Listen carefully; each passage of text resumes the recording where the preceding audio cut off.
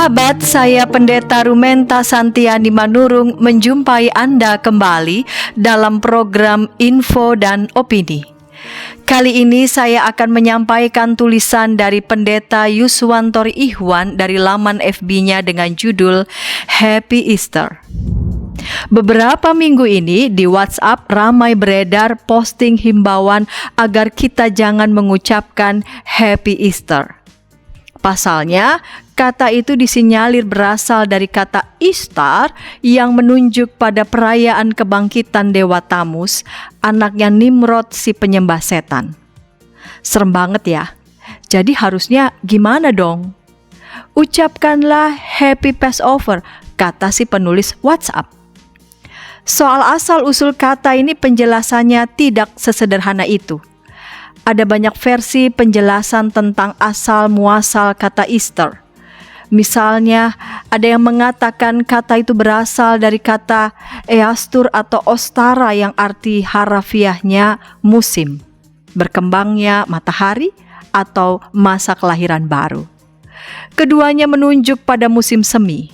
Pendapat lain mengatakan kata Easter berasal dari kata Jerman tua, Ostern atau Ostarun, dalam bahasa Inggrisnya dawn, cahaya yang pertama kali muncul di langit sebelum bersinarnya matahari.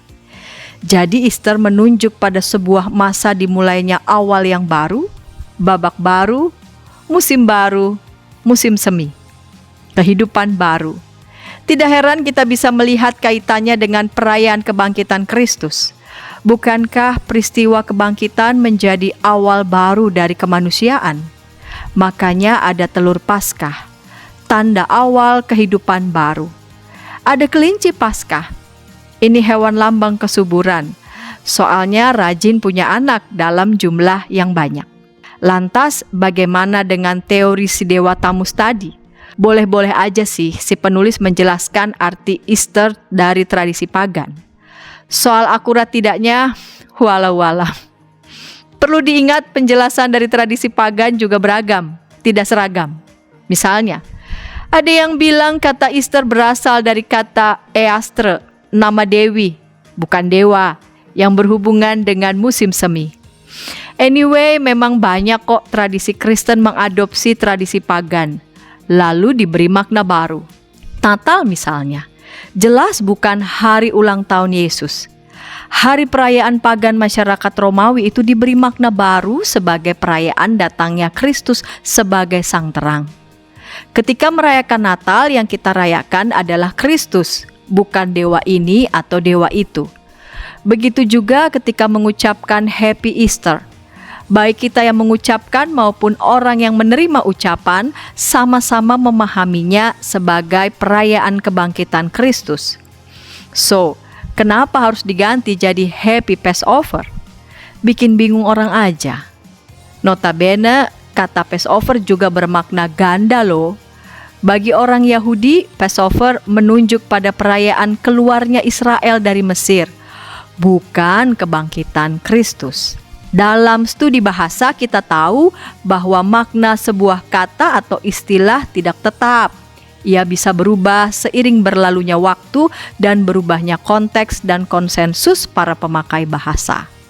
Jadi kalau mau tahu apa arti Easter, tanya dong sama para pemakai bahasa masa kini, apa yang mereka pahami tentang Easter. Lihat di kamus modern, Anda akan menemukan penjelasan ini. The most important and oldest festival of the Christian Church, celebrating the resurrection of Jesus Christ. Saya heran orang suka ribut soal istilah-istilah. Kalau ragu pakai Happy Easter, kenapa nggak mengucapkan bahasa Indonesianya saja? Selamat Paskah. Oh iya, ini juga bermasalah. Di Alkitab dan Kamus Besar Bahasa Indonesia tertulis Paskah pakai H. Penjelasan lain mengatakan itu salah transliterasi, harusnya nggak pakai H. Ribet amat sih mau mengucapkan selamat Paskah. Sebenarnya yang penting kan niat baiknya untuk mengucapkan selamat. Ngapain ribut soal asal-usul katanya? Masih banyak hal yang perlu dipikirin, seperti COVID dan vaksin. Sahabat, demikian tulisan Pendeta Yuswantoro Ikhwan dalam Info dan Opini. Terima kasih sudah meluangkan waktu Anda bersama kami. Jika berkenan, Anda bisa membagikan tayangan ini dan mengklik tulisan subscribe dan tekan simbol lonceng untuk mendapatkan tayangan terkini dari channel YKB GKI TV. Terima kasih, sampai jumpa.